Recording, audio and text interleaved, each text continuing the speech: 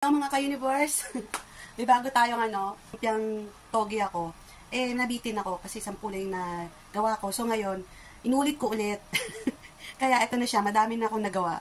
Akong gagawin, lulutuin. Ayan. At saka, ito, bawang, tokwa, ayan, ito, toge.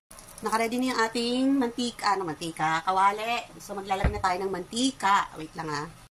Lagyan natin ng mantika, guys. Siyempre, magluluto tayo ng tokwa. So, kailangan natin madaming mantika.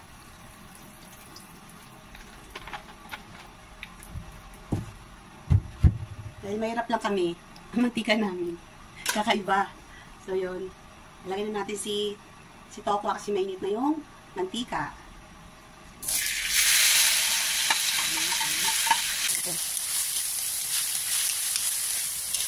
Saka niliyatan ko yung tokwa kasi nung nakaraan, malalaki. So yun, mahirap siyang balutin kapag malalaki yung tokwa.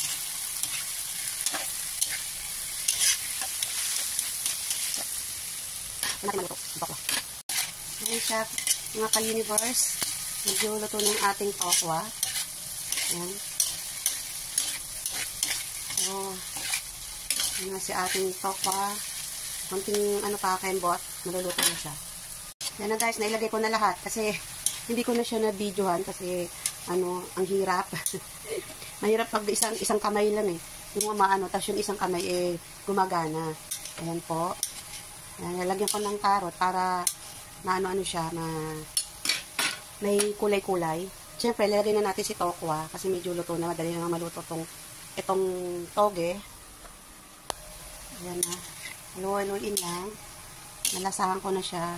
Naglagyan ko na siya ng mga pampalasa, pampasarap. So, yun. Huwag na natin masyadong lutuin yung toge kasi ipiprito din naman yun mamaya. Kaya, magiging siya. Pag na sobran, magiging, hindi na siya crunchy. Wow, crunchy. Ayan na siya, guys. Ayan, may konti. Tikman natin.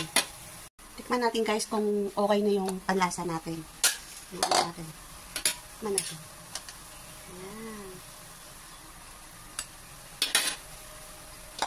Kung okay na ba. Tignan natin guys kung masarap.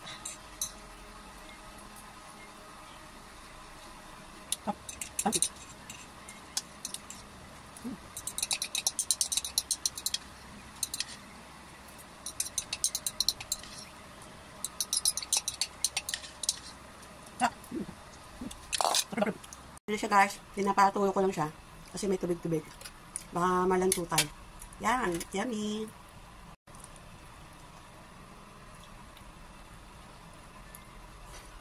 Ayan mga ka-universe, konti na lang. At ang dami ko rin nagagawa.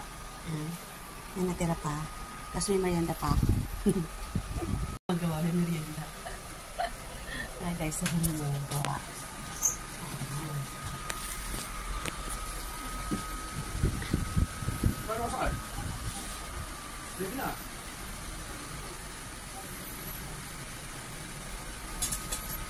Malaki naman sinamiwan mo. Maliit na nga yan, malaki pa rin.